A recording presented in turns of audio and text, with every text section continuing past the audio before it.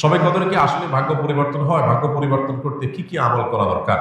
ভাইরা আমার, লাইলাতুল কদরে মানুষের ভাগ্য লিপিবদ্ধ হয়। ভাগ্য লিপিবদ্ধ হওয়ার 4-5টা স্তর আছে, 4-5টা লেভেল আছে।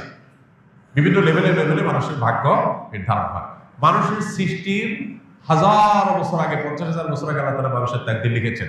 আবার মাতৃগর্ভে থাকাকালীন সময় আরেকটা লেয়ারে লেখা হয়। এরপরে প্রত্যেক বছর লাইলাতুল কদরে আবার সেই চূড়ান্ত যেটা লেখা আছে এজমালি, ওইটা বিস্তারিত লেখা হয় প্রতি বছর লাইলাতুল কদরে। কোরআন কারীমে সূরা দুখানে আল্লাহ বলেছেন, ইন্না আনজালনাহু ফী লাইলাতিন মুবারাকাহ ইন্না কুন্না মুনজিরিন ফীহা ইউফরাকু কুল্লু আমরিন হাকীম। আল্লাহ বলেছেন, আমি এই কোরআনকে নাজিল করেছি বরকতময় রাতে। কোরআন কোন রাতে নাজিল হয়েছে? শবে বরাতে না শবে কদরে? শবে কদরে। সেই রাতে আল্লাহ বলছেন ফীহা, অর্থাৎ সেই বরকতময় রাতেই ইউফরাকু কুল্লু আমরিন হাকীম, সব গুরুত্বপূর্ণ বিষয়গুলোকে আল্লাহ তাআলা ধার্য করেন। এখান থেকে বোঝা যায় লাইলাতুল কদরে সর্বরক মানুষের ভাগ্য নির্ধারণ। এখন কত ভাগ্যের জন্য ভালো নির্ধারণ করার জন্য কি করার আছে?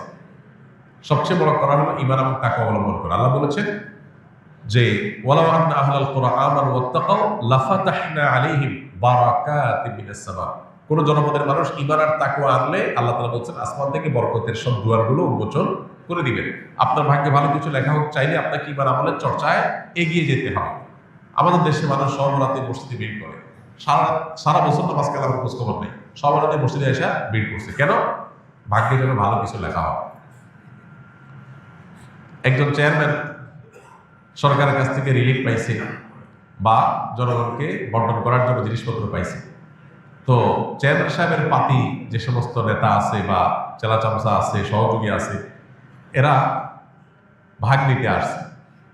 এক চামচা নির্বাচনের আগেও ছিল না, পরেও ছিল না, ভোটের সময় ছিল না, পরেও ছিল না, কোনো কিছুতে নাই।